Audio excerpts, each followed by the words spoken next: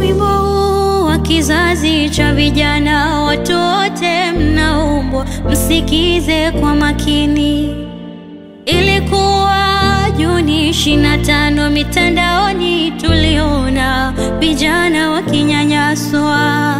Sio Rex Kanyike peke yake, bali wengi wao waliuawa wakiandamana.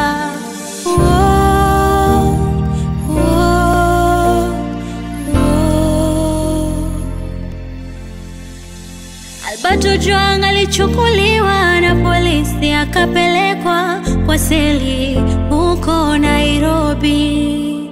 Kilichotokea baadaye tulishtuka, aliteswa akauawa kwa mikono ya polisi. Tulipotoka kwenda kuandamana, Boniface alipigwa risasi tukitazama.